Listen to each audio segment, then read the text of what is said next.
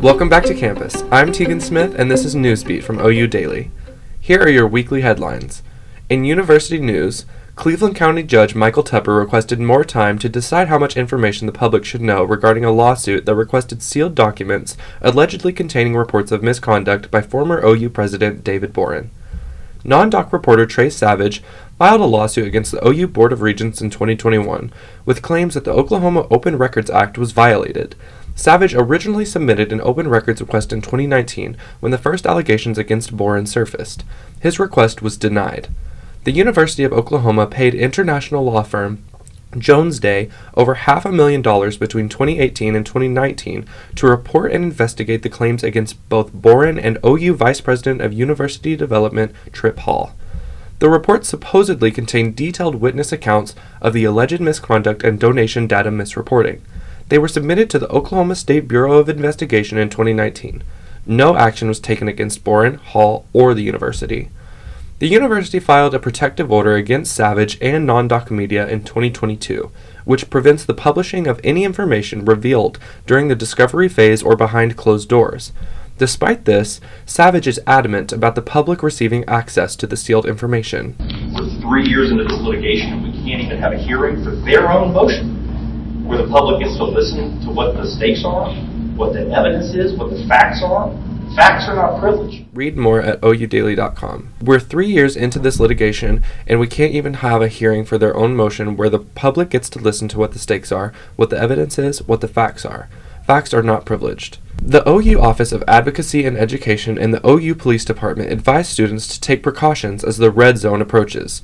The red zone is the first few months of the fall semester when more than 50% of college sexual assaults occur.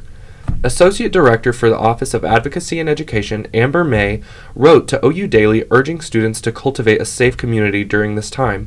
May explained that this rise in sexual violence correlates with young adults experiencing newfound freedom and adaptation to new spaces and social circles. Supervisor of OUPD's Criminal Investigations Division, Chase Brooks, encouraged students, faculty, and visitors to be diligent about their own safety and others while on campus. Brooks wrote to OU Daily that students should utilize the Safe Walk program. Safe Walk is a program offered by the university that allows members to request safety personnel or resident advisors to accompany them to their destination. The Undergraduate Student Congress approved committee chair positions for the upcoming school year and honored the OU softball team at its August 27th meeting. The Committee Chair Appointment Act passed, appointing 7 congressional committee chairs. This act appointed Representative Ben Cupin as Campus Outreach, Safety, and Concerns Chair, Representative Madeline Cantrell as Congressional Administration Chair, Representative Mary Lou Bento as External Affairs Chair, Representative Annaketh Conaroo as Human Diversity Chair, Representative Aaron Gilson Bond as Sustainability Chair, Representative Caleb Robinson as University Policy Chair, and Representative Jacob Schoenfield as Ways and Means Chair. Representative Shrey Kathuria recognized the 2024 OU softball team, celebrating their win in June. The team made history with their 4th consecutive Women's College World Series championship win and their 8th national title. Monday, the Pride of Oklahoma opened an exhibit in the Bizzell Memorial Library celebrating its 120-year legacy. The exhibit features the program's history with multimedia displays including uniforms, pins, trophies, and the Sudler Trophy, won in 1987. The trophy is awarded to college or university marching bands that demonstrate the highest musical standards. The exhibit is located on the first floor of the Bizzell Memorial Library. A federal lawsuit filed against the Cleveland County Sheriff's Office, Turnkey Health Clinics, and 3 medical professionals was dismissed in Oklahoma City federal court on August 27th. The lawsuit was filed after Shannon Hanchett, known in Norman as the Cookie Queen, was found unresponsive in her jail cell. Hanchett was arrested November 26, 2022 on complaint of a misdemeanor obstruction and false reporting. Hanchett informed jail staff that she suffered from lupus and bipolar disorder, but refused to answer further questioning. The lawsuit claims that medical staff failed to evaluate her for more than 72 hours after arriving. Jail staff missed state-required 15-minute site checks, and the jail did not administer any psychotropic medications. U.S. District Judge Bernard M. Jones found there was not sufficient evidence suggesting medical personnel and law enforcement were uncaring towards Hanchett's medical needs. Norman City Council motioned to reject Oklahoma Turnpike's Access Oklahoma project on August 27th. Oklahoma is OTA's $5 billion 15-year plan to build a turnpike through areas deemed critical, including the Lake Thunderbird watershed, the Canadian River Corridor, and Norman flood hazard areas. The resolution would allow OTA to build the proposed turnpike and states they will, quote, protect and serve these areas.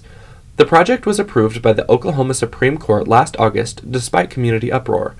Members of Oklahomans for Responsible Transportation and Pike Off OTA filled the audience and spoke out against the resolution. State Representative Annie Mins expressed support for rejecting the resolution. State Senator Mary Boren said she has worked the last 2 years to fight the turnpike and hold the OTA accountable. Voting on the resolution was postponed at the August 13th regular meeting, but the OTA recommended the city approve the resolution before September 3rd, so Norman requests can be a part of the initial turnpike design. The council approved a 5-year agreement for Norman Public Schools' School Resource Officer program. It would add 4 new resource officers, making a total of 13 officers across the district, including 1 supervisor and 12 officers, over a 5-year period. The agreement states NPS will pay over $500,000 to the city annually, which will be invoiced to the school district for almost $60,000 a month for 9 months. NPS will pay for 9 officers and the city will fund the remaining 4. The agreement ends June 30th, 2029. A contract with Multisports was approved for over $200,000 to build outdoor pickleball courts at the Young Family Athletic Center. The plans include the construction of 6 courts. Multisports was granted tax exemption for construction materials. Read more at oudaily.com. Let's look at the Daily's calendar for coming events this week. On Friday, check out the Sooner Dojo series at the OU Esports and Gaming venue and afternoons with OU Health Services in the Oklahoma Memorial Union. Also on Friday, tune in to watch OU Volleyball versus Drake in Omaha. Saturday, OU Volleyball plays Omaha in Omaha, and OU Football competes against Houston in Norman. Check the calendar tab on our website, which features campus, city, and statewide events. Thanks for listening to Newsbeat from OU Daily. This is the Daily's weekly news podcast. New episodes of Newsbeat will air every Thursday. In between episodes, keep up with us throughout the week on Facebook at OU Daily and Instagram and Threads at the OU Daily. If you want to read more about the stories you heard on this podcast, you can find those and more online at oudaily.com. My name is Teegan Smith. I'm a news reporter at the Daily, and we'll see you here next week on Newsbeat.